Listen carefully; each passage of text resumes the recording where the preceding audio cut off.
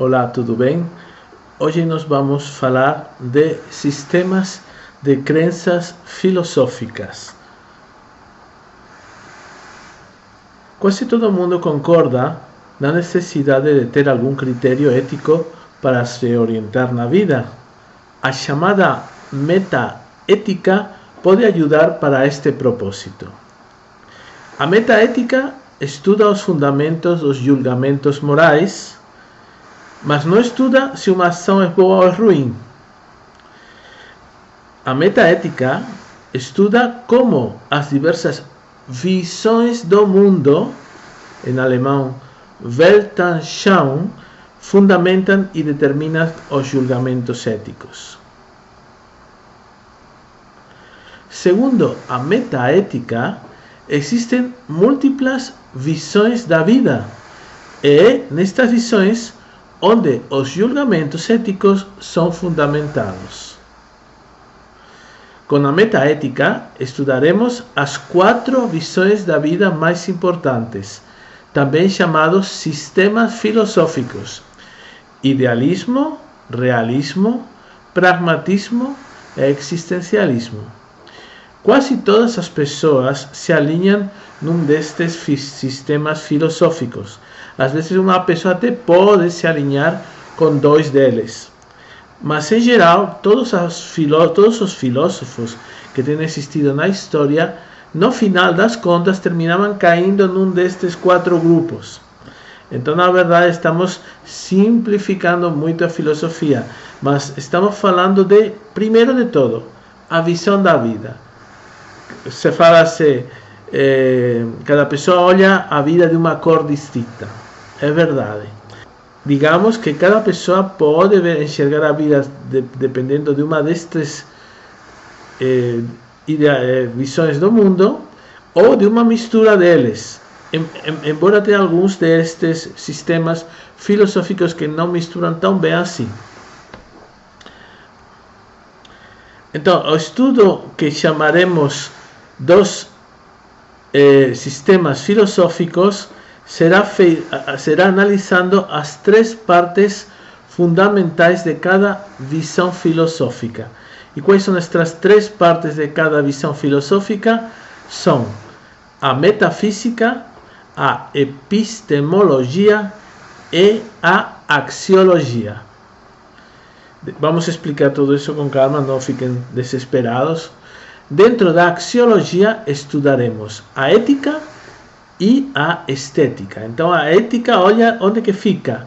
Fica dentro da axiologia. E o que é axiologia?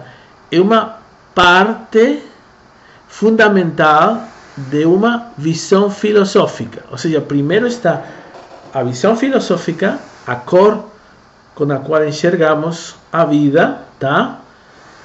E essa visão filosófica vamos analisar. Olha, temos a cor azul. Vamos ver as características da cor azul. Primeiro, o brilho. Segundo, o tipo de saturação de cor, etc, etc. Então, vamos abordar cada visão filosófica desde esses 3 pontos de vista que vamos explicar agora: metafísica, epistemologia e axiologia. Então, primeiro vamos analisar a metafísica, que é a primeira parte de um sistema filosófico. O que estuda a metafísica? A metafísica estuda o significado fundamental da realidade. Basicamente respondendo a esta pergunta: o que é real? E o que significa a realidade? Esse é o primeiro ponto que precede a todas as demais questões filosóficas. Ou seja, determinar a cor que falávamos, o ponto de vista da pessoa em relação ao que é para ela a verdade, a moralidade ou até a beleza. Então, a metafísica. Agora vem, depois dela, a epistemologia. O que é a epistemologia? A epistemologia parte da filosofia que estuda o processo de conhecimento da verdade. A epistemologia pergunta o que é a verdade e como, principalmente como, podemos conhecer a verdade. Consideraremos brevemente a epistemologia em cada um dos 4 sistemas filosóficos. Mais do que a epistemologia, é a metafísica, que já vimos, a que influencia mais a ética, que nós vamos ver.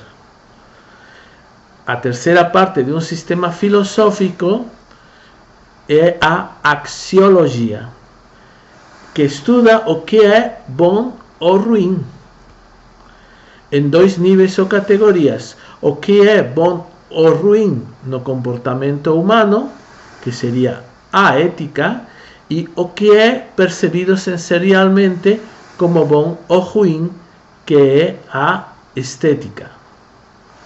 Bom, agora vamos falar que essas 3 partes, metafísica, epistemologia e axiologia, têm que ser compatíveis, como num computador, onde as partes devem ser compatíveis para que funcione corretamente. Por exemplo, um software para Windows não vai funcionar em Linux. Então, num sistema filosófico, as 3 partes, metafísica, epistemologia e axiologia, devem ser compatíveis. Como veremos, uma pessoa com uma metafísica idealista não pode ter uma ética de tipo existencialista. Na teoria, o ser humano é muito complexo. Vamos começar por esta corrente filosófica, que já teve muitos filósofos dentro dela. E tem, na verdade, assim, muitos de vocês vão se identificar com esta corrente filosófica. Na verdade, assim, ao longo da explicação da matéria, vocês vão se identificar com uma corrente possivelmente filosófica especialmente. Depois nós veremos, até na próxima aula, como poderíamos saber mais ou menos, fazer até um questionário para saber se você é desta corrente filosófica. Idealismo, tá? Tem várias, como já falamos: idealismo, realismo, pragmatismo, que vamos explicar, e no final o existencialismo. Quatro correntes filosóficas, tá? Essas 4 correntes filosóficas, na verdade, englobam a maioria dos filósofos. Basicamente, qualquer filosofia termina caindo numa dessas 4 correntes filosóficas. E vamos começar, como já falamos, pelo idealismo. E vamos analisar essas partes que já falamos, a metafísica no idealismo. O que era a metafísica? Digamos, qual é o fundamento, a visão da realidade por parte dessa pessoa. Então, a pessoa que tem uma visão idealista acredita que a realidade é basicamente mental, não física. O mais importante é a mente. Para o idealista, as ideias são mentais. E as coisas somente refletem as ideias. Ou seja, o primeiro é a ideia e depois as coisas. As coisas sucedem, decorrem de uma ideia. No idealismo, o mundo do espírito ou das ideias é imutável, é absoluto. Então, essas ideias que você tem, essas noções, precedem ao próprio ser humano. Basicamente, já existiam pela eternidade. Esses ideais são eternos. Temos 2 filósofos que são os representantes do idealismo. O Sócrates, que viveu no ano 470 a 399 a.C., e o Platão, que viveu do ano 427 a 347 antes de Cristo e foram os primeiros idealistas. O Sócrates, nós sempre nos lembramos porque ele era uma pessoa muito coerente e muito querido pelos seus concidadãos. Bom, não por todos, porque ele morreu porque teve um julgamento e foi ditada a pena de morte para ele. Então ele aceitou esse julgamento e basicamente foi por inveja, acusaram realmente de dois temas, basicamente que falavam corrupção de menores, ou jovens, né? E não estar, digamos, completamente concordando com um panteão, com o grupo de deuses da Grécia. Na verdade, ele fez uma defesa muito boa perante o tribunal. Ele até falou: olha, vocês me acusam de corrupção de menores, mas tem aqui algum pai que possa reclamar disso, de que eu corrompi o filho? Na verdade, foi porque teve 3 pessoas que acusaram ele dessas coisas. Era somente 3, com 3 já foi possível fazer o julgamento e não tinha mais ninguém que estivesse falando disso. E realmente, olha, vemos este quadro tão bonito do pintor David, onde nós vemos à esquerda, no fundo, olha no fundo do corredor aí, que vem uma mulher falando tchau, né? Era a esposa de Sócrates. Na verdade que ela já chorou muito quando se despediu, e aí, mas deixou ele ficar com os discípulos dele, com os estudantes dele, para na hora de ele morrer, porque ela não queria, digamos, interferir com suas lágrimas, com seus choros, esse momento de Sócrates se falar tchau, de se despedir para os seus alunos. Olha, realmente muito bonito este quadro, muito bem desenhado, muito bem pensado. À esquerda, justo debaixo da imagem da mulher falando tchau, nós temos essa pessoa que está meio pensando, com os rolos, os pergaminhos lá no chão. É o Platão, tá? Que já tínhamos falado. Ele, digamos, conformou-se com a decisão de Sócrates de morrer, e, bom, na verdade, não tinha outra opção, mas ele poderia ter fugido, na verdade, porque, por exemplo, você vê aí em vermelho, essa pessoa que está entregando para ele a copa, onde tem o veneno, ele é o carcereiro. O carcereiro virou amigo do Sócrates e ficou admirador dele. Então, o que acontece? Que facilmente ele poderia ter fugido, mas ele aceitou, digamos, porque realmente foi a votação dos cidadãos de Atenas, na verdade por muito pouca diferença, 50 e poucos votos era a favor, e ele aceitou, digamos, a decisão. Então, enquanto o carcereiro até falou para ele, olha, falou como podia fazer mais efeito a cicuta e para passar esse trance do melhor possível. Então ele falou: olha, Sócrates, você toma um pouquinho, aí você vai caminhar, vai dar várias voltas. Quando você sentir uma certa já paralisia das pernas, aí já você se deita, que em seguida, em uns segundos, termina esse veneno agindo no coração e aí você vai falecer. Então ele explicou um pouquinho como fazer para não sofrer tanto. Então ele falou para caminhar e realmente foi assim que aconteceu.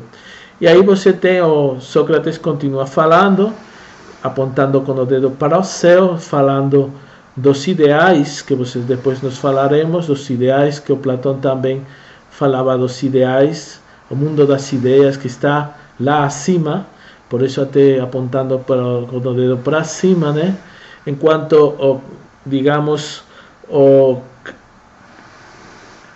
Critón era esse discípulo que está assegurando a perna do Sócrates, como falando, não vai embora, e querendo arrecadar até o último segundo os ensinos do Sócrates. Ele ficou bem atento, pegando cada uma das suas palavras, assim como falando, não pode escapar nenhuma palavra desta pessoa tão sábia, eu não vou deixar fugir nenhuma palavrinha do que ele vai falar.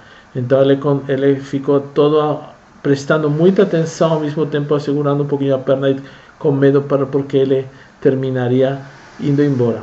E aí à direita já vemos a reação dos alunos dele em desespero, porque eles estavam não acreditando que isso podia acontecer, jamais pensavam que de uma hora para outra fosse, de uma hora para outra, ele tinha 70 anos, né, já era velho, mas os alunos estavam todos querendo saber mais, aprender muito mais. Eles estavam, como se tivessem começado as aulas, puxa vida, vai ficar interruptas. Eles ficaram muito desesperados, né?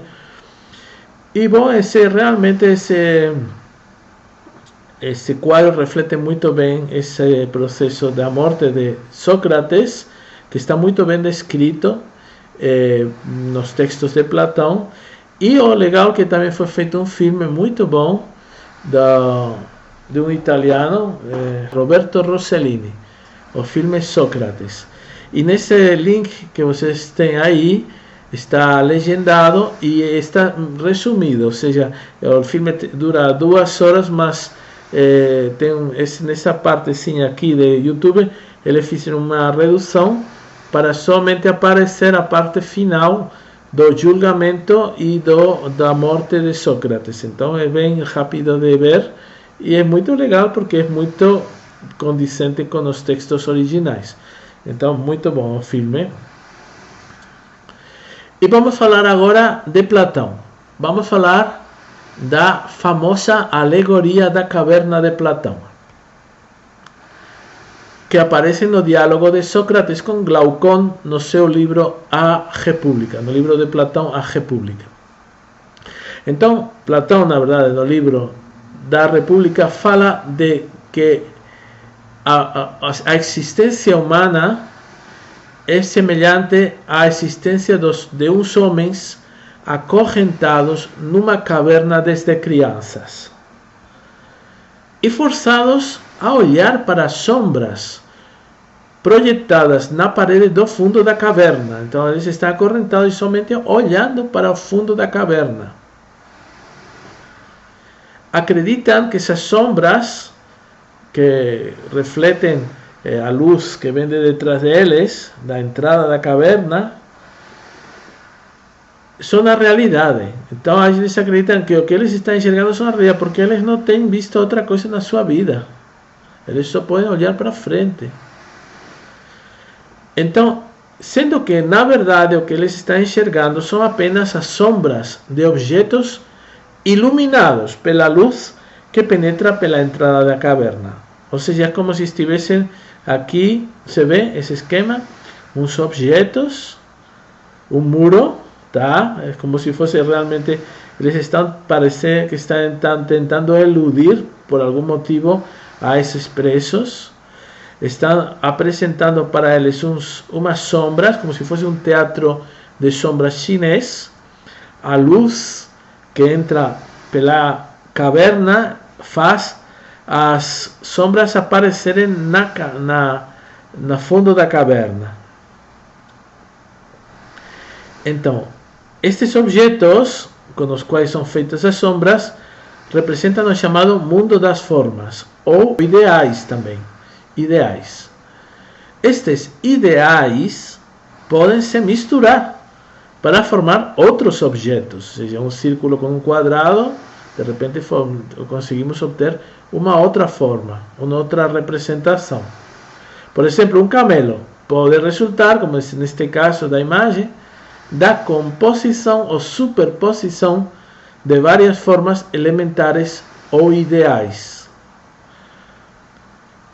O mundo que os acorrentados acreditam enxergar não é, como já falamos, o mundo real. É a mistura das projeções das formas ou ideais no fundo da caverna, ou seja, é uma mistura das formas. Para entender de verdade o mundo, o acorrentado precisa se liberar das correntes e olhar para detrás. Mas ele às vezes não consegue porque ele está acorrentado. E tem que ver o filósofo para desacorrentar ele. E nesse momento, quando o filósofo veio, ajudou o homem a se desacorrentar, aí o homem olha para detrás e fica inicialmente cegado pela forte luz. Mas depois, quando enxerga, percebe que o mundo de dentro da caverna era uma ilusão. Segundo Platão, a missão do filósofo é, como já falamos, desacorrentar as pessoas para elas perceberem o mundo real. E qual é o mundo real? O mundo de fora da caverna. E o que tem no mundo real? Então, fora da caverna, encontra-se o mundo das formas puras ou ideais. Por exemplo, se falarmos de um círculo, seria um círculo perfeito, uma forma pura. Por isso, quando se fala de amor platônico, um amor ideal, um amor onde a pessoa imagina a pessoa amada como algo perfeito, sem nenhuma falha. Por isso, é o mundo das ideias. O mundo das ideias é perfeito. Estes elementos perfeitos, segundo Platão, existem dentro da mente. Na verdade, assim, todo isto acontece na mente humana. E dentro da mente é onde que estão essas ideias. Então, na verdade, o que estamos falando? De um processo de introspecção. Ou seja, quando estamos olhando para fora, vendo a realidade, é como se estivéssemos olhando para o fundo da caverna. Mas quando a pessoa fecha os olhos e tenta refletir, e tenta se conectar com o próprio mundo mental, é aí, nesse momento, que ele está se desacorrentando e, na verdade, olhando para fora da caverna. Então, esses elementos estão dentro da mente. As ideias ou ideais, as formas puras, estão dentro da mente e são imutáveis esses elementos e eternos. Olha, faz bastantes anos, no ano 1997, eu escrevi este artigo para a revista Neural Networks, uma revista sobre cérebros, sobre redes neurais. Então, o título do artigo chamava-se A Teoria Platônica das Ideias Revisitada. Basicamente, já falamos que quando Platão fala das ideias, fala que as ideias estão dentro da mente. O Platão já falava disso, tá? Mas aí eu tento explicar neste artigo como as ideias formam-se na mente. Porque na teoria de Platão, os ideais são eternos e imutáveis, já estavam na mente. Mas nesta teoria, os ideais já não são mais eternos. São produzidos no cérebro ao longo do desenvolvimento, primeiros anos da infância. Ou seja, enquanto a pessoa é criança, ela aprende, o cérebro aprende esses ideais. A partir de aí, ele já tem, digamos, como se fosse um ponto de partida, uns fundamentos para ele entender o mundo. Vou colocar um exemplo para vocês. Por exemplo, as crianças que moram no Polo Norte, eles somente veem coisas brancas. Na verdade, o Polo Norte é só branco. Tem também o azul do céu, a cor dos animais, mas o branco é a cor predominante.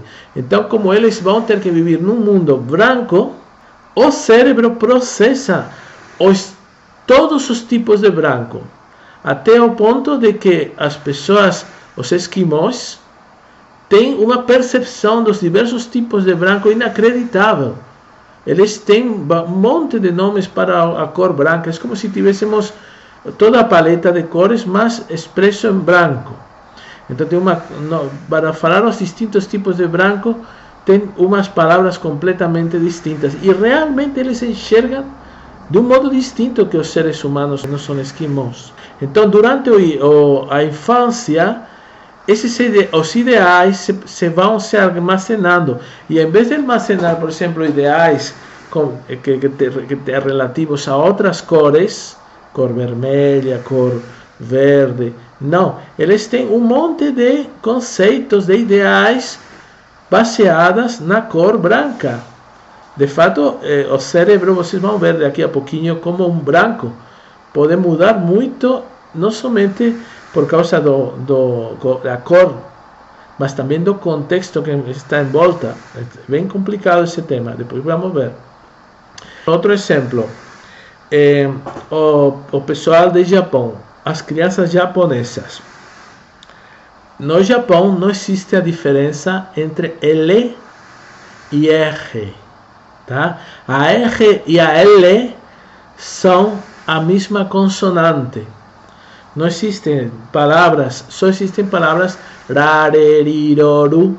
Para eles é o mesmo rareri que lá. Lá e lá são idênticos. Mas você vai ver um adulto japonês, se você fala lá ou lá, ele não consegue distinguir auditivamente. Por quê? Porque quando eram crianças, eles foram expostos a todo um monte de palavras, todas com ra.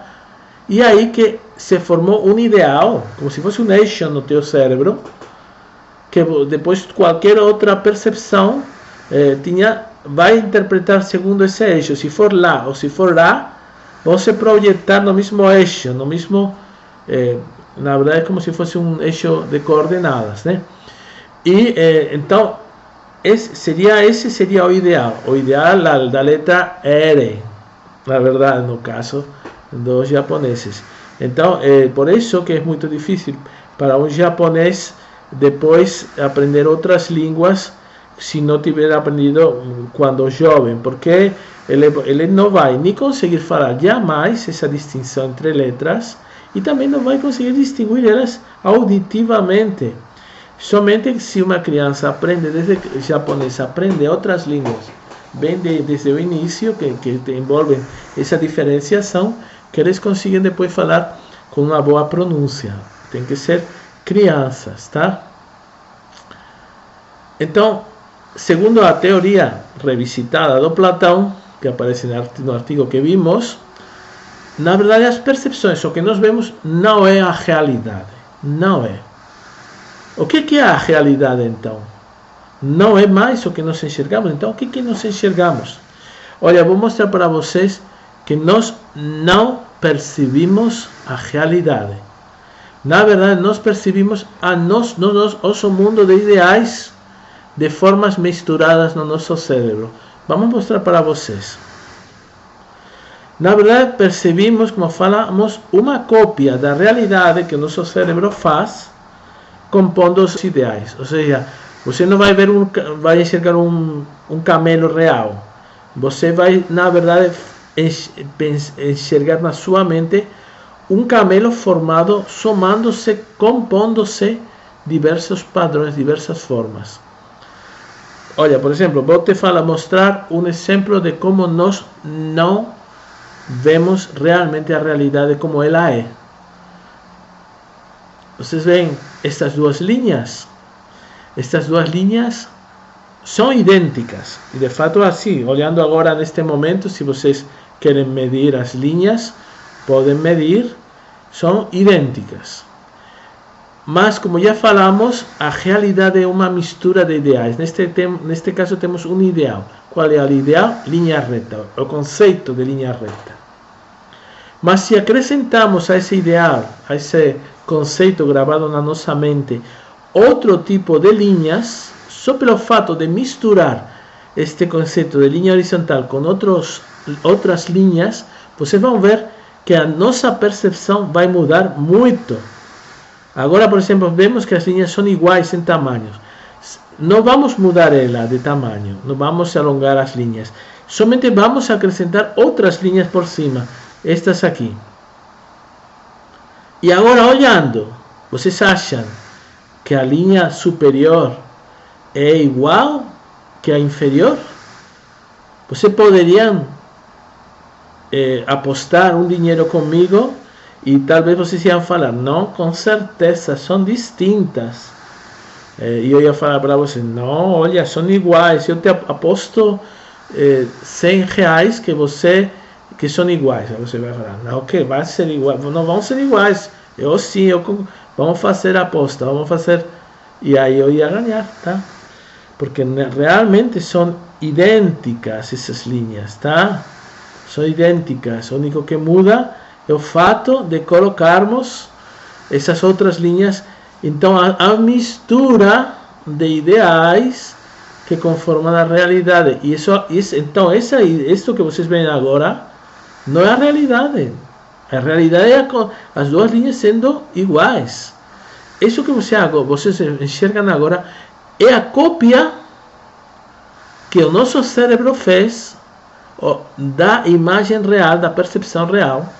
A percepção real chegou no nosso cérebro e ele refez, copiou a imagem, montou com uma somatória de ideais, remontou, refez aquela imagem, fazendo uma cópia especular, como se fosse num espelho.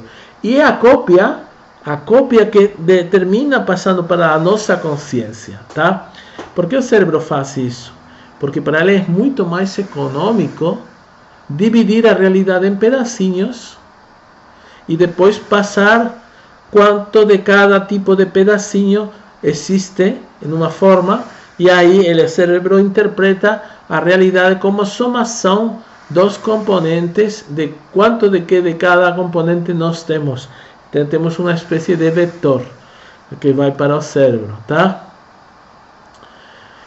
Por causa de que nós não enxergamos realmente a realidade, aí que vem as ilusões de percepção. E as ilusões de percepção nos deixam muito surpresos, porque realmente mostram que a realidade que nós vemos não está correta. Vamos mostrar para vocês. Por exemplo, vocês falariam que o branco da peça superior é igual que o preto da peça inferior? Se eu falar para vocês que essas duas peças, as peças superiores e as peças inferiores, são da mesma cor, idênticas, o que vocês falariam para mim? Falariam, professor, você está doido? Eu enxergo claramente que as peças superiores são brancas e as peças inferiores são pretas. E eu falaria para você, aposto com você R$100 a que as duas peças são idênticas em cor. Aí você vai falar, concordo, professor, com você, eu vou ganhar, professor, desculpa, eu vou ganhar. Eu fico triste porque o professor, você não vai conseguir.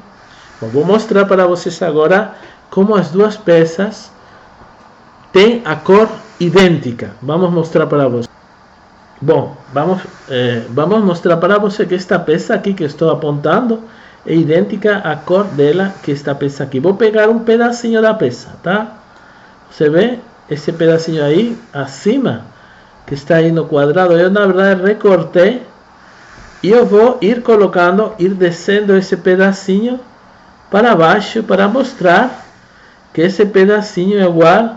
Vocês acham ainda que o pedacinho que estou levando para baixo é idêntico à peça preta que está embaixo? Vocês vão falar, não, professor, não, você vai ficar perdendo o dinheiro, né? Porque eu vou ganhar. Vocês estão falando, vocês vão ganhar, né? E eu falei, estou muito triste, vocês vão ganhar.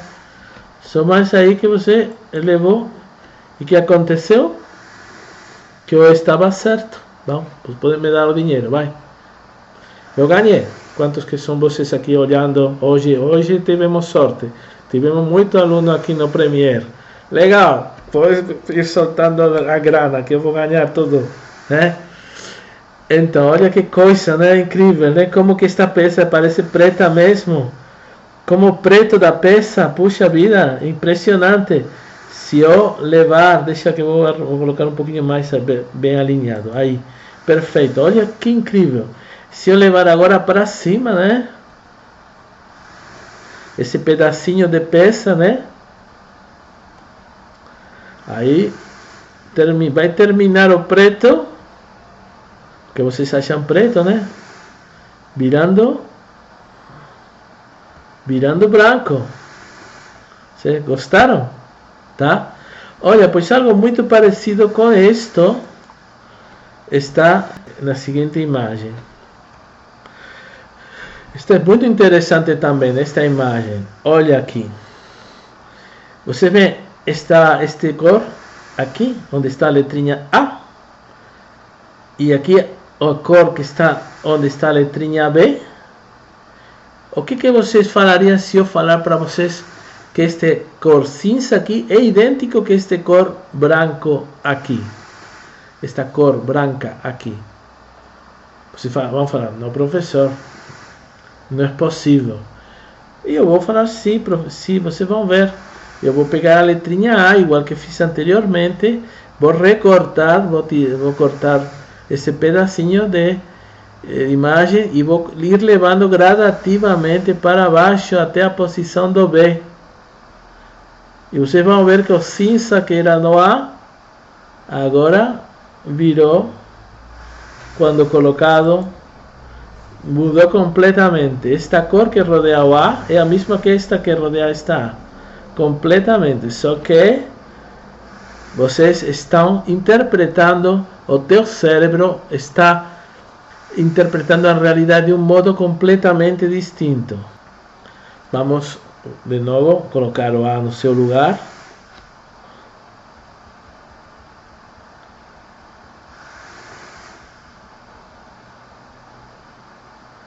Impressionante, realmente uma coisa assim quase inacreditável, né? Bom, então, atualmente a função do filósofo é muito importante para conseguir convencer o ser humano de que existe um mundo real. De fato, já falei dos implantes do Neuralink em umas outras aulas. E vai ter uma demanda muito alta de neuroengenheiros para as seguintes décadas. Pessoas que saibam de neurociência um pouquinho, que saibam um pouquinho de engenharia, tá? Vai ter para elaborar todos esses implantes, etc. Mas ao mesmo tempo vai ter demanda nestes próximos anos de filósofos, uma profissão que parecia que não existia mais. Por quê? Porque neste mundo cambiante, neste mundo em perpétua mudança, que está mudando muito rapidamente, vamos precisar de novos filósofos para que nos ajudem a entender esse mundo, tá? Então pode parecer até que está fora, digamos, do nosso patamar temporal, mas vai ser a profissão que, junto à neuroengenharia, vai ser a mais demandada, a profissão de filósofo. Então, o filósofo pode nos convencer ao ser humano de que existe um mundo real lá fora, pelo menos mais real do que o mundo numa tela de computador. Agora vamos falar da epistemologia no idealismo. O processo de conhecimento da verdade, tá? Como conhecemos a verdade, tá? Então, para o idealista, a realidade é mental ou espiritual. E está nas mentes, não nas coisas materiais. Então, o processo de conhecimento é um processo abstrato que consiste na utilização da razão. Ou seja, para conhecer a verdade, um idealista precisa do raciocínio, do pensamento, para, a partir do pensamento, conhecer a verdade. Tá? Vamos falar agora da ética. Já falamos da epistemologia, que era uma parte de uma corrente filosófica, uma forma de visualizar uma corrente filosófica, e agora vamos ver a ética, que depende como já falamos, da axiologia. Então, para o idealista, o que é bom? Para o idealista, como Platão e Sócrates, bom é aquilo que ajusta-se ao ideal mental, ao conceito perfeito. E o ruim é aquilo que se afasta deste ideal. Como os ideais são imutáveis, as leis morais também são eternas e absolutas. Tipo os 10 mandamentos. Temos umas leis e essas são leis imutáveis, tá? Por exemplo, sempre dirás a verdade, nunca mentirás, nunca roubarás, etc. Então, os idealistas julgam a bondade da ação por si mesma e não em função do resultado da ação. Se uma ação é ruim, nunca poderá ser feita independendo de se o resultado da ação trouxer muito bem. Às vezes, o idealista pode justificar uma ação ruim se for a menos ruim de duas possíveis alternativas. Por exemplo, roubar uma fruta sempre será ruim. Mas se você comparar com ver morrer de fome a um filho, aí de repente você vai falar, tudo bem, eu vou fazer uma ação ruim. Nunca vai deixar de ser ruim roubar, mas vai ser menos ruim que deixar meu filho morrer. Então, aí pode ter uma série de ranking do que seria o ruim e o bom. Vamos ver este filósofo Kant, Immanuel Kant, que viveu no século XVIII, de 1724 a 1804. Ele também tinha uma ética idealista, só que era um pouquinho distinto. Por quê? Porque existia para ele um imperativo categórico para identificar o que era bom, o que era ruim. E ele falava, age somente de acordo com o princípio pelo qual você possa querer que esse princípio seja ao mesmo tempo um princípio universal. Ou seja, você vai fazer qualquer ação, antes de fazer a ação você pensa, o que eu vou fazer poderia ser feito por qualquer um, em qualquer momento? Não teria problema fazer isto que eu vou fazer? Qualquer um poderia fazer e não dar problema para ninguém? Então eu vou fazer. Tá? Então não precisava ele pensar em mandamentos, leis, está tudo escrito. Não. Em cada momento, Kant tinha que refletir e pensar, será que o que eu vou fazer poderia ser um princípio universal? Sim? Então eu vou fazer. Tá?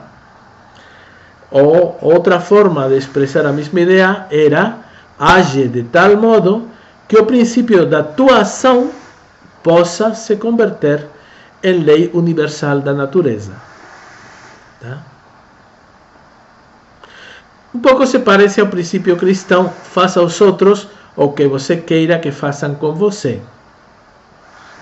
Realmente, Jesus Cristo alterou muito a filosofia antiga dos mandamentos, até se enfrentou um pouco com os fariseus, porque para os fariseus a lei de Moisés era o mais importante, mas Jesus Cristo falou,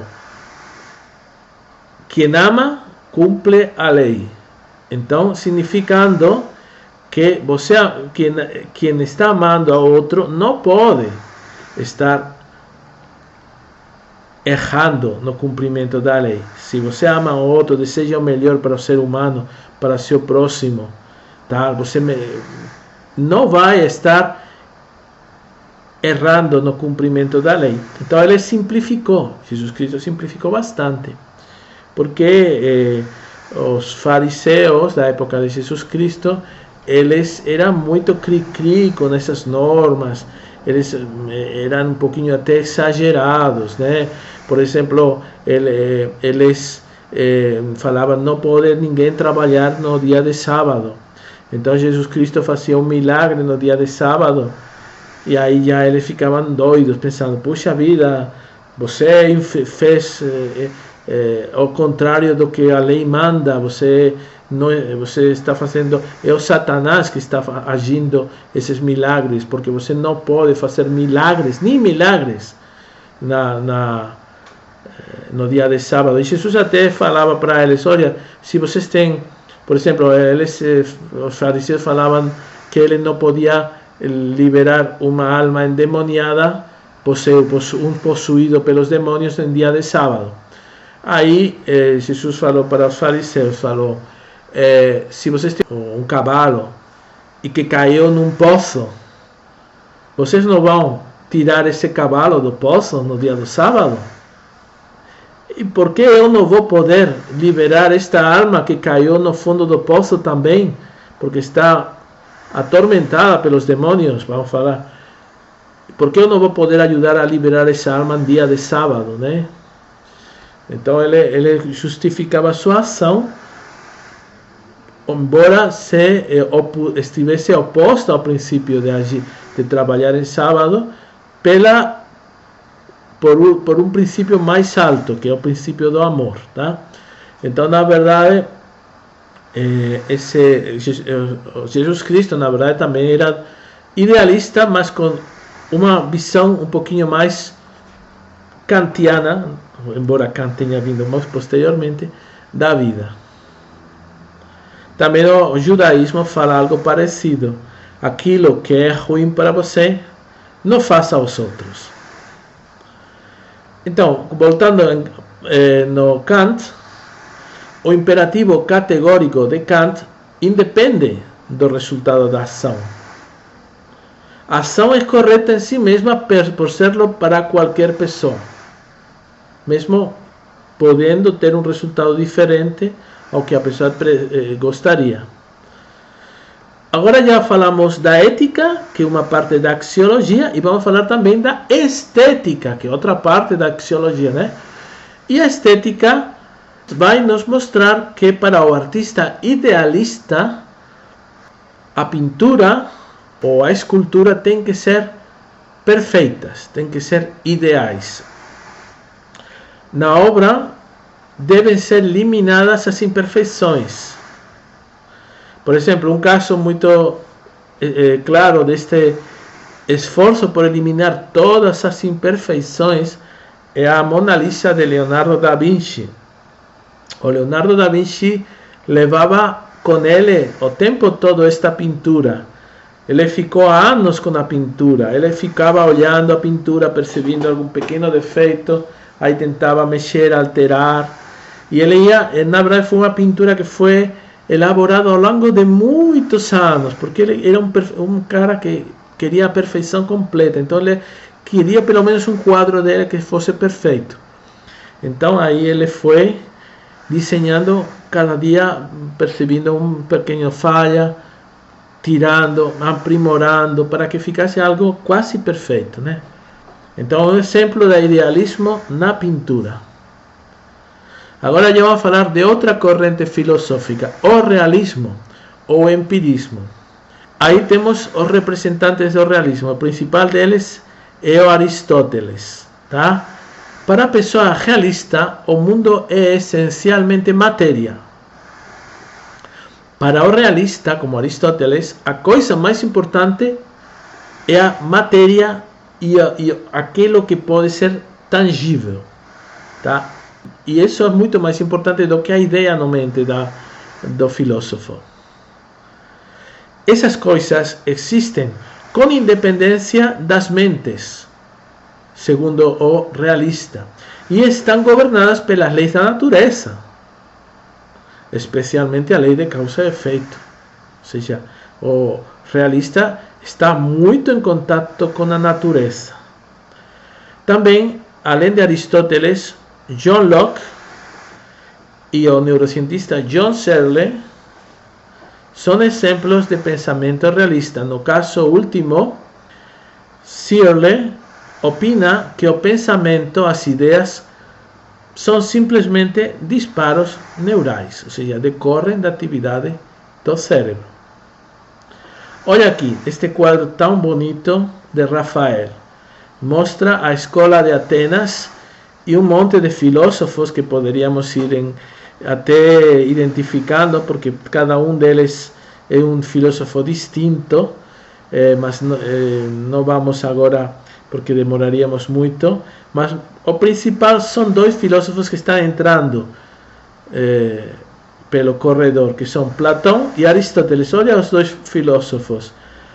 O Platão aponta para cima, para o mundo eterno e imutável das ideias, enquanto que o Aristóteles coloca a mão orientada para o chão, falando que realmente a base, o fundamento de todo é a matéria, tá? Então são duas interpretações, duas correntes filosóficas distintas. Mesmo assim é muito legal, porque o Aristóteles era discípulo de Platão e eles conversavam caminhando. Por isso que fala-se que o Aristóteles utiliza o método peripatético. O que significa peripatético? Significa aprender enquanto a pessoa vai caminhando, enquanto a pessoa vai falando com outra pessoa, vai argumentando, e eles eram os peripatéticos. Olha que nome esquisito. Mas eles falavam que caminhando, discutindo, eram as ideias e as filosofias podiam ser desenvolvidas. Olha que legal. Então, o Aristóteles criticava Platão, porque acreditava, como já falamos, que a matéria é a que origina o mundo das ideias, e não ao contrário. Locke rejeitava a doutrina das ideias inatas e afirmava que a mente é uma tábula rasa, uma folha em branco. Isto significa que todas as pessoas nascem sem saber absolutamente nada e aprendem pela experiência, pela tentativa e erro. Eu em parte acredito um pouquinho nesta ideia, porque realmente quando a pessoa já está dentro do útero da mãe, já ele está aprendendo do quê? Aprendendo de si próprio. O cérebro está colocando as percepções do mundo, neste caso, a percepção do útero da mãe, do próprio contato com a pele, está colocando essas percepções no cérebro, das prateleiras, né, do cérebro. Então ele está organizando de algum modo. E esse cérebro, que era como uma tábula rasa, ele começa já a criar prateleiras, colocar ideias numa organização para que depois possa reconstituir a realidade. Searle propõe um naturalismo biológico. O cérebro é uma máquina e a consciência e as ideias são consequência do seu funcionamento. Então está falando que o cérebro precede a consciência, precede o mundo das ideias, tá? São os realistas. Então ele falou, este último neurocientista, o fato de que os processos cerebrais causam consciência não implica que somente os cérebros possam estar conscientes. O cérebro é uma máquina biológica e podemos construir uma máquina artificial que seja consciente. Assim como o coração é uma máquina, e nós construímos corações artificiais. Porque nós não sabemos exatamente como o cérebro faz isso. Ainda. Não estamos em uma posição para saber como fazê-lo artificialmente. Então, na verdade, ele está falando, tem que estudar o cérebro para entender como essa máquina pensante funciona. Eu realmente trabalho nisso o dia todo. Eu estudo o cérebro, estudo as partes do cérebro, e eu trabalho na área de neurocomputação. Aí o que eu faço? Eu tento ver, olha, tem estes neurônios, tem um arranjo assim de neurônios, estão conectados deste modo. Aí eu coloco esses mesmos arranjos no computador e vejo as interações entre os neurônios e já dá para ver, perceber claramente que no computador esses arranjos de neurônios conseguem aprender. Ou seja, o computador, esses arranjos estão feitos para aprender coisas. Então, tudo bem, eu não vou discutir com vocês as características do mundo mental, mas pelo menos a parte de aprendizado já eu posso garantir para vocês que já é possível fazer numa máquina, tá? É possível fazer um cérebro artificial que aprende. Olha, com isso eu não estou querendo, aconteceu comigo, né? Eu realmente acredito que o cérebro seja uma máquina, mas embora que eu acredito nisso, eu não sei se vocês já perceberam um pouquinho, mas eu sou religioso. Eu acredito em Deus. Não sei se Deus, assim, essa palavra que está tão manipulada, né? Talvez não seja Deus nem do católico, nem do cristão, nem do budista, mas eu acredito sim que existe outra mente, vamos lá, superior, e que nós estamos engajados, todos, as nossas pequenas mentes e todos os processos, né, da vida, estão de algum modo no fluxo dessa outra mente superior. E por que eu falo disso? Basicamente porque realmente eu não acreditava em Deus para nada, e porque eu era bem materialista também, mas ao longo da vida, eu tenho já um monte de anos, né? Você vai pela vida e percebe começa a ter uma perspectiva mais distante, começa a perceber as coisas que aconteceram, como as coisas vão se alinhando, e você pensa, puxa vida, isto aqui não é coincidência, isto aqui tem, digamos, isso vai caminhando, todo o meu pensamento, o pensamento dos outros, as criações, o momento em que cada coisa vai acontecendo, vai caminhando para um destino, para um fim, tá?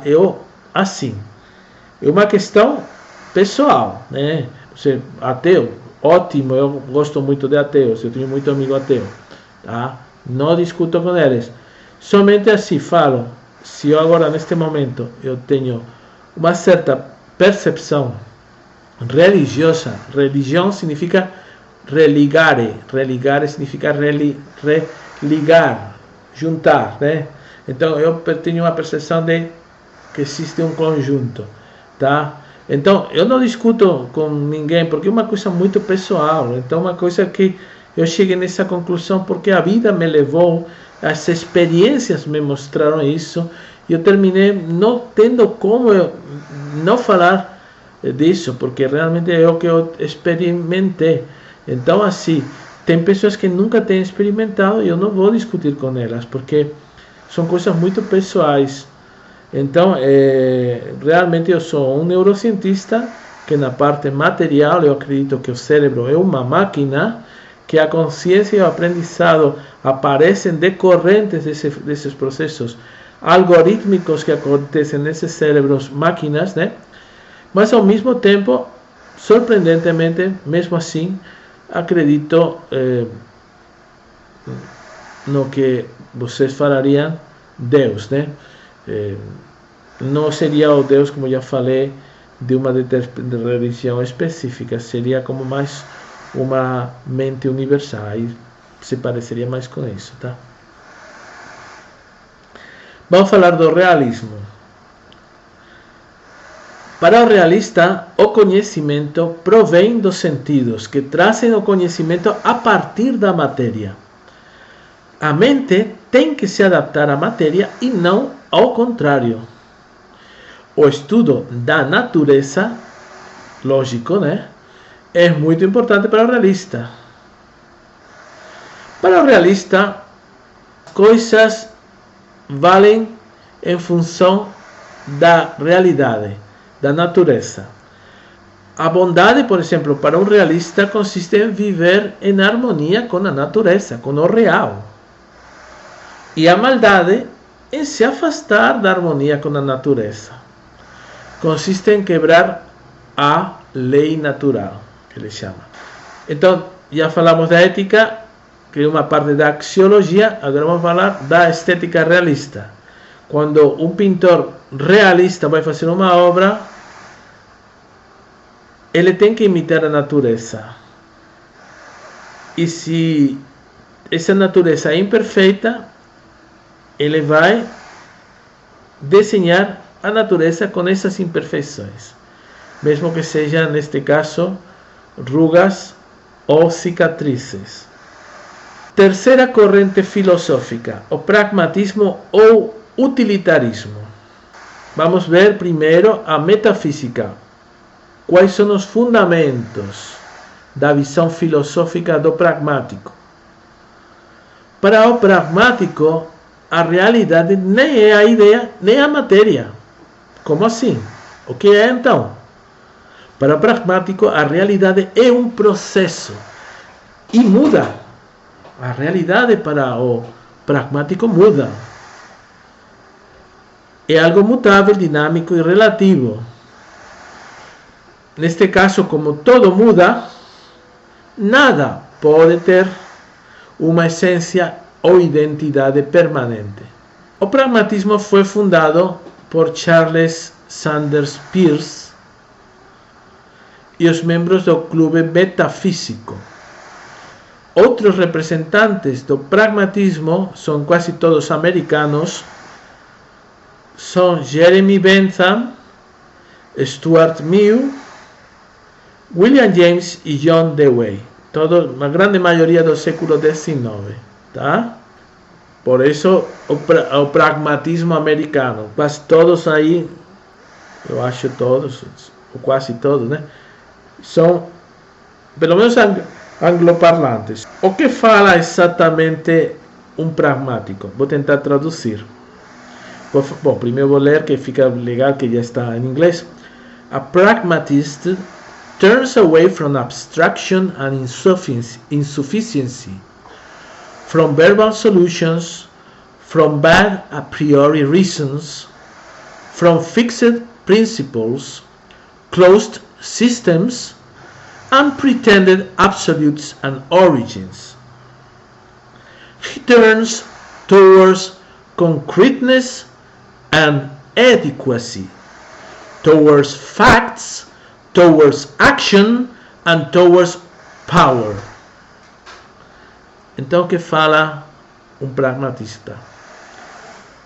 Um pragmatista foge da abstração e da insuficiência, das soluções verbais, das razões a priorísticas ruins, dos princípios fixos, dos sistemas fechados e dos pretendidos origens e ou absolutos, ou ideias absolutas.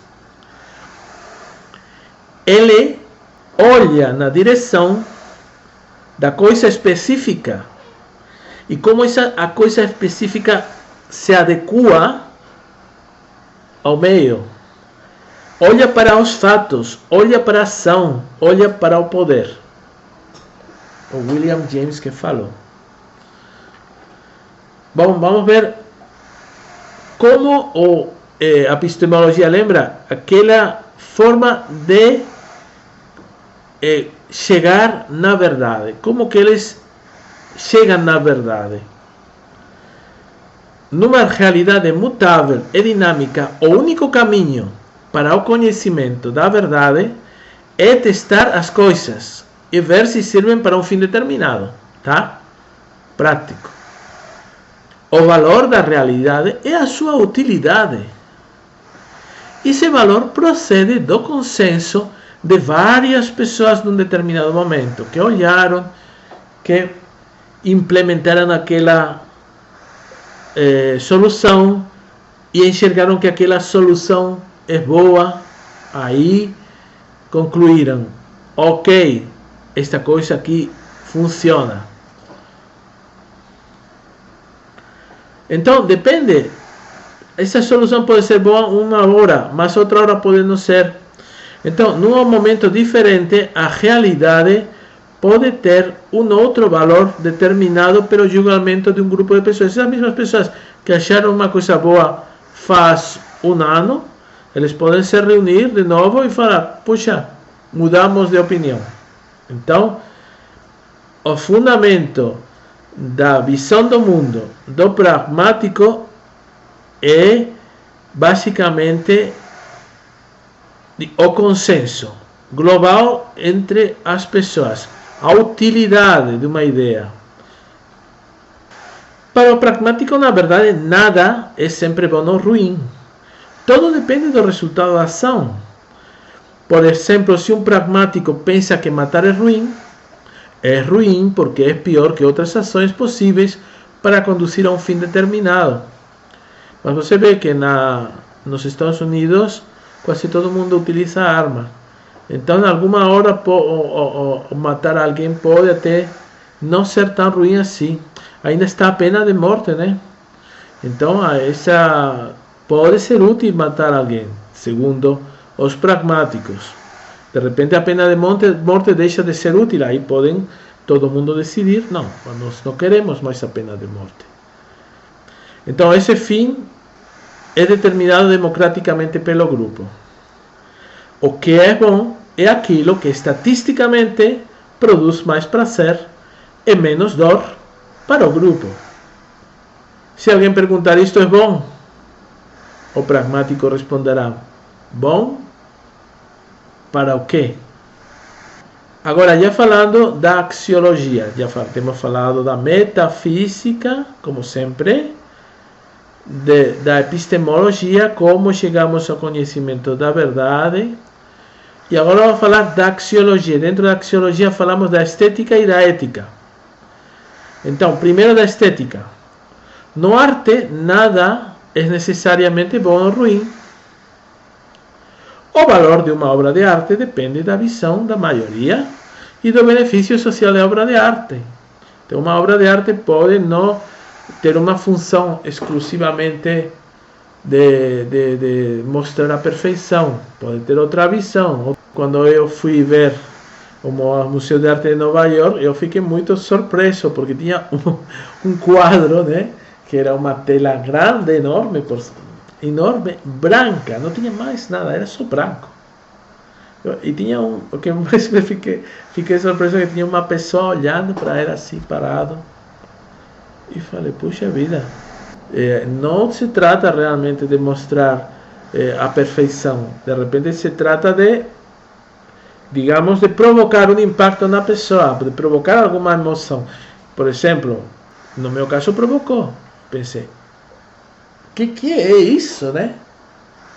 Então, outras pessoas talvez tenham tido essa mesma emoção, e já com isso já é suficiente para que essa obra de arte seja uma obra de arte, digamos, com um fim. Vamos falar agora da última corrente filosófica, que é o existencialismo. Vamos falar primeiro, como já falamos em todas, da metafísica, os fundamentos do existencialismo. O existencialismo, igual que o pragmatismo, rejeita a ideia da realidade como algo fixo e estático. Ou seja, parece com o pragmatismo, tá?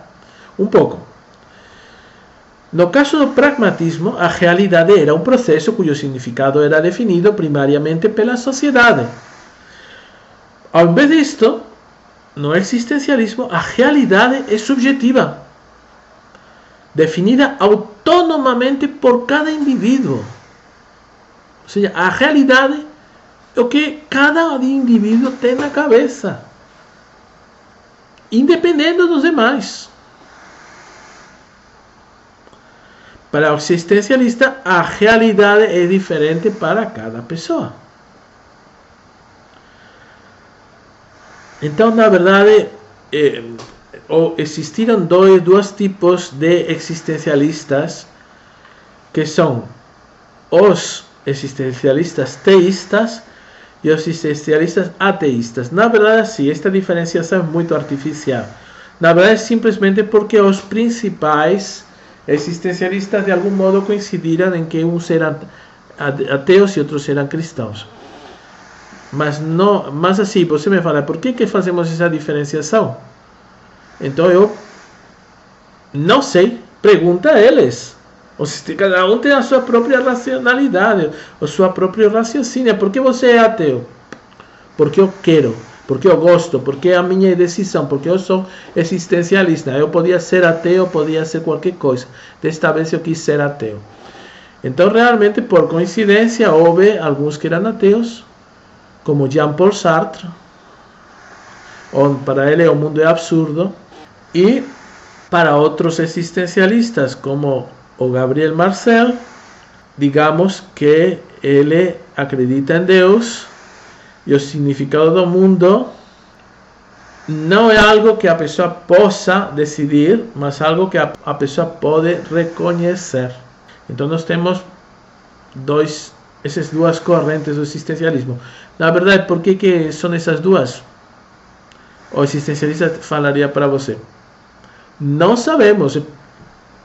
Nós decidimos ser isso. Podíamos ter decidido ser comunistas ou budistas, mas realmente os filósofos famosos dentro da corrente do existencialismo caíram nesses dois grupos. Então foi o que realmente aconteceu.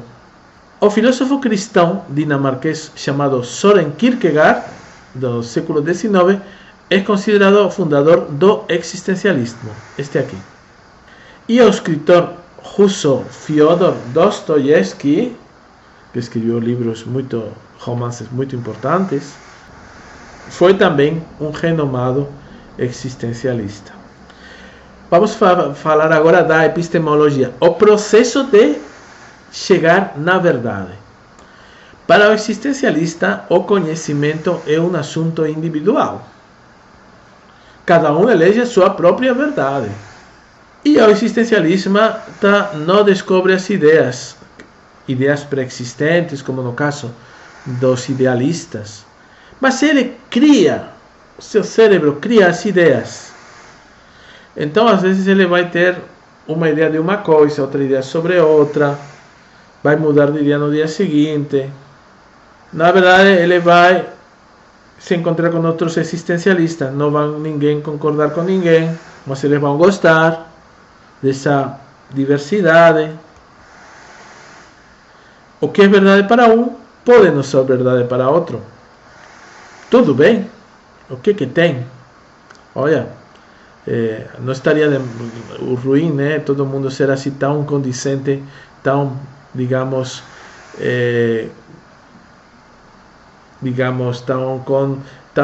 tão harmônico com os outros, né? Mesmo que sejam diferentes as ideias dos outros, eu aceito, eu gosto da discussão, gosto da diversidade.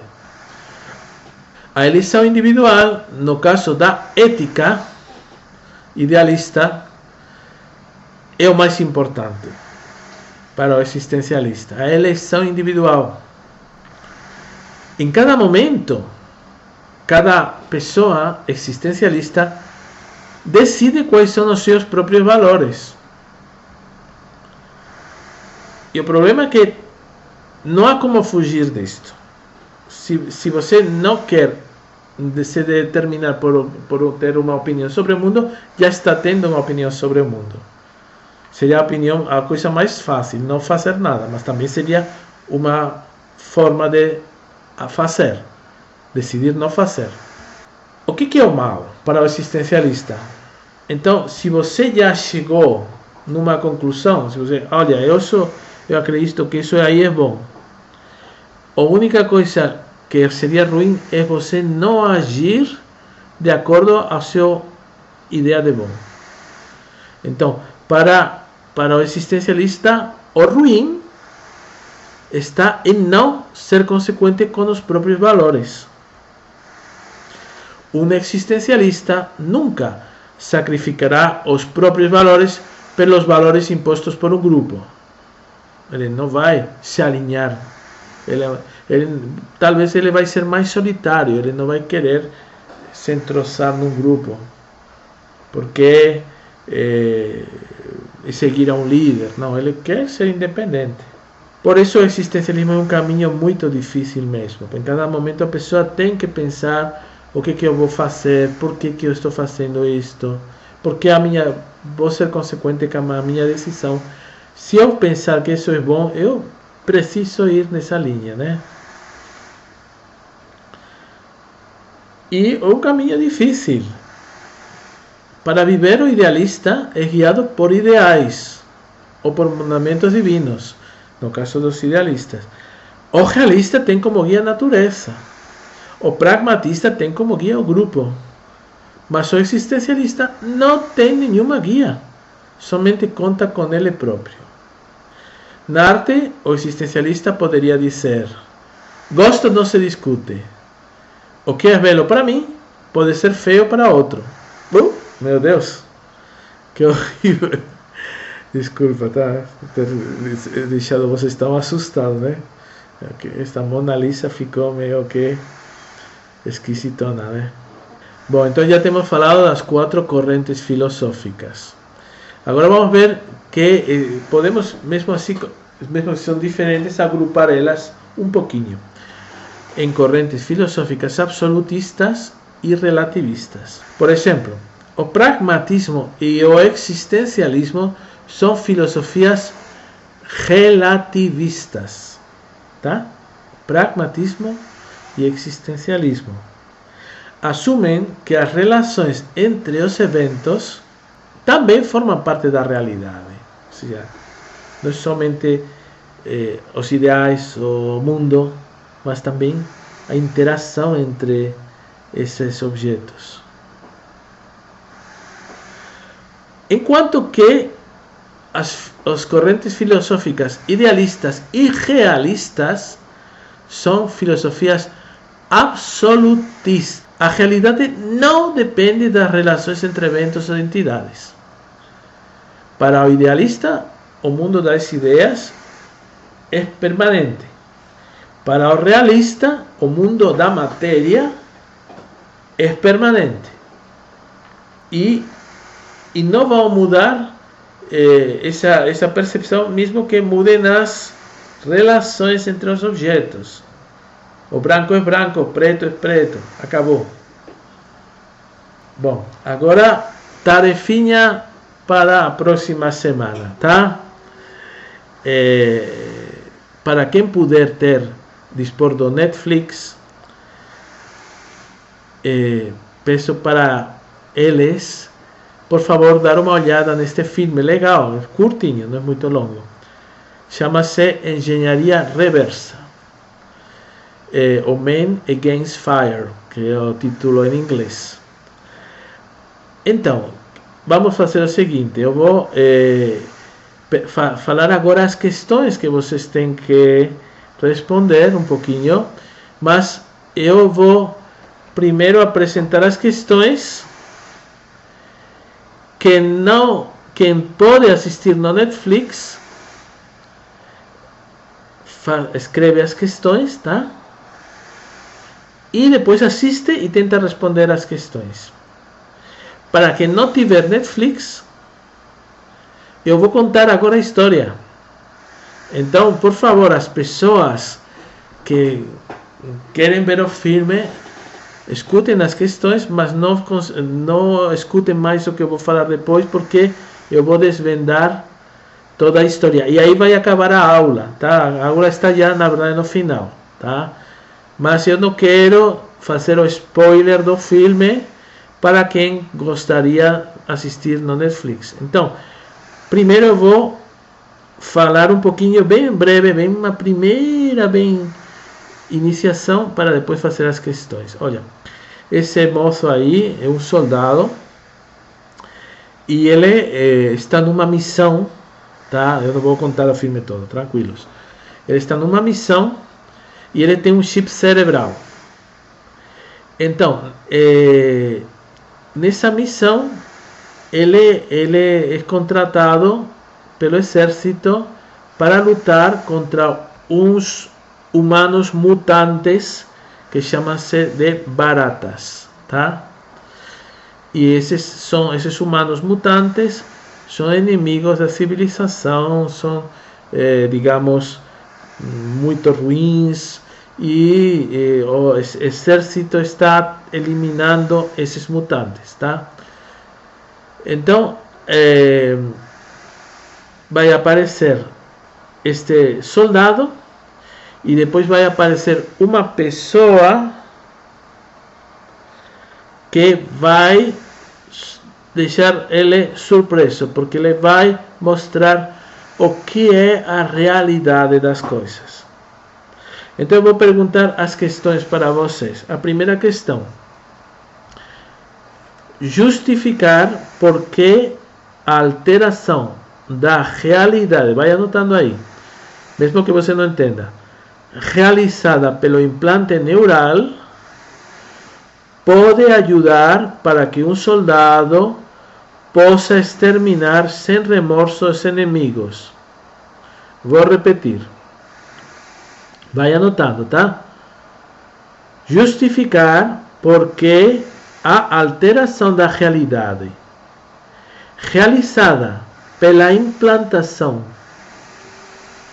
do implante neural, ou pelo implante neural, pode ajudar para que um soldado possa exterminar sem remorso os inimigos. Essa será a primeira questão que vocês têm que responder depois de ver o filme ou depois de escutar o que eu vou falar agora. Segunda questão: indicar, argumentando, qual corrente filosófica é mais compatível com o soldado Stripe, que é o nome deste aqui, e com uma pessoa chamada Arquette, que representa a os seus chefes, que depois aparecem no filme. Então tem duas pessoas, o soldado Stripe e o Arquette, e eu quero saber qual seria a corrente filosófica que vocês percebem que do soldado e do tal de Arquette, tá? Então, repetindo a questão: indicar, argumentando, qual corrente filosófica é mais compatível com o soldado Stripe e com Arquette, o nome da pessoa, Arquette, que representa os seus chefes, tá?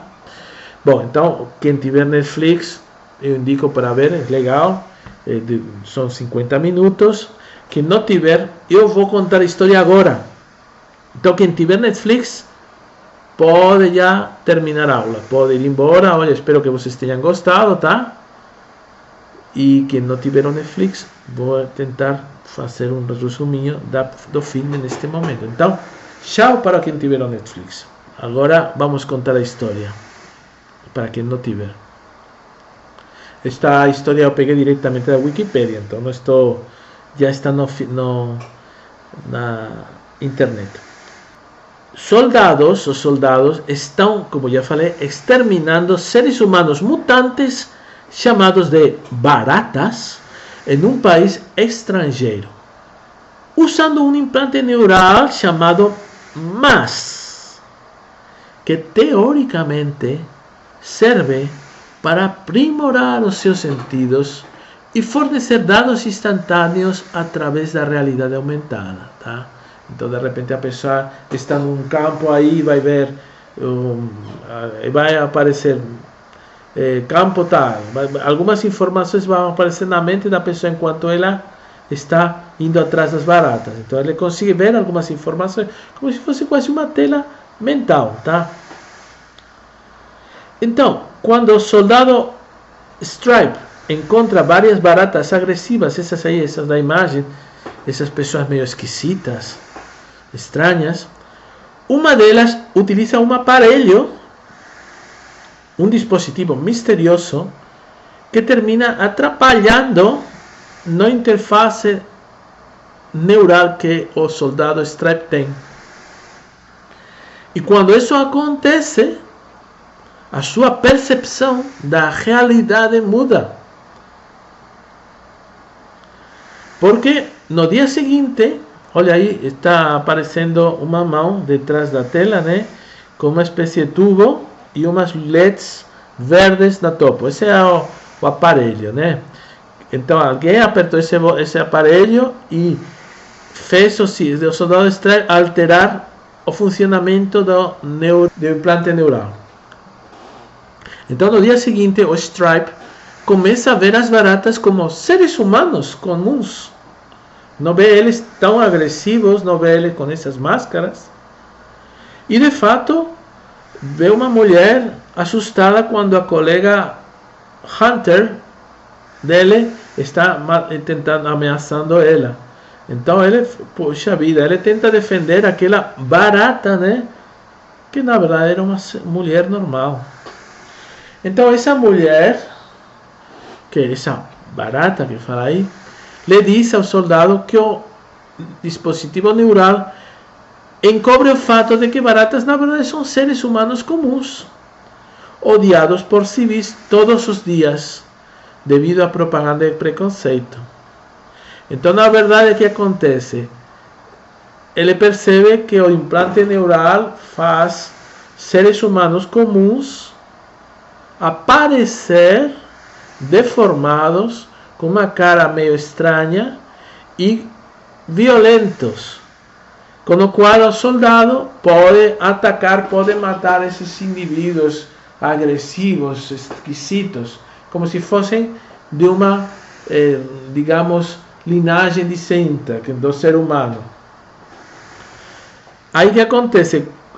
O Stripe percebe que esse tipo de coisas, e a amiga dele, que também é soldado, Hunter, bate no Stripe, no soldado, e leva ele de volta para a base militar. Então o Stripe, ele é encarcerado, o soldado, ele é encarcerado, e aparece um indivíduo esquisito, esse homem aí, chamado Arquette. E como não tem como esconder mais a realidade, o homem tal Arquette lhe revela que o verdadeiro propósito dos implantes MAS é deshumanizar o inimigo, permitindo que os soldados os matem de forma mais eficiente, como parte de um programa de eugenia. Então, ele mostra a realidade, mas ele tenta argumentar que tudo isso é pelo bem da sociedade deles, e que o que aconteceria se fossem pessoas, se aparecessem como pessoas normais. Provavelmente que os soldados nunca iriam atrás do inimigo, nunca iriam matar eles. Então, quando na verdade isso já aconteceu, até me lembro do Hitler. O Hitler já teve na frente dele, acho que foi quando jovem, né? Acho que foi Winston Churchill, não sei, uma pessoa bem reconhecida, apontando para Hitler com a pistola, já prestes a matar o Hitler, mas olhando para os olhos do Hitler, esse Churchill falou: não vou matar ele. Então ele está argumentando, o Arquette está falando, quando você olha os olhos do inimigo, você pode não querer matar o inimigo, né? Mesmo que você já pense que é muito ruim.